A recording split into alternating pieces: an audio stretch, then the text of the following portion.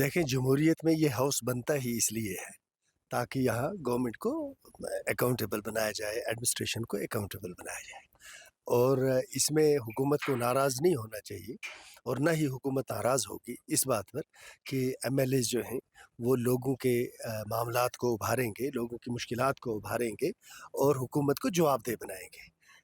जितने भी हमारे समाज के साथ जुड़े हुए मामलात हैं, मरकज़ और हमारे दरमियान जो मामलात हैं, फिर जम्मू कश्मीर के अंदर जो मामलात हैं, इन सब को एड्रेस करना गवर्नमेंट की ज़िम्मेदारी है।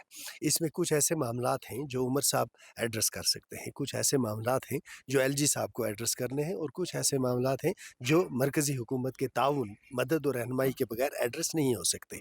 तो जब इस सब पे बात होगी तो उसके बाद ही फिर अवाम ये फ़ैसला करेंगे कि कौन से ऐसे मामलात हैं जिसमें पेशरफ़्त हुई है, कैसे कौन से ऐसे मामलात हैं जिनमें पेशरफ़्त होनी चाहिए थी, नहीं हो सकी है, और कौन से ऐसे मामलात हैं जो उमर साहब की डोमेन से बाहर हैं। तो ये एक अकाउंटेबिलिटी का प्लेटफ़ार्म है असेंबली।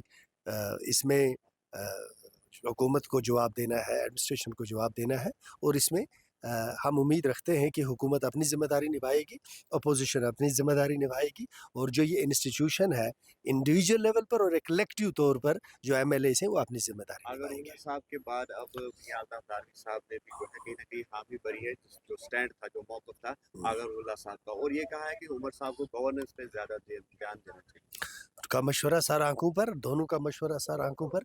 नेशनल कॉन्फ्रेंस के अंदर रहकर इस तरह की आवाज़ें बज़ाते खुद इस बात की दलील हैं कि नेशनल कॉन्फ्रेंस जो है वो एक जमहूरी पार्टी है और इसमें हर एक को बात करने का हक और इख्तियार है। सिर्फ मामला इतना है कि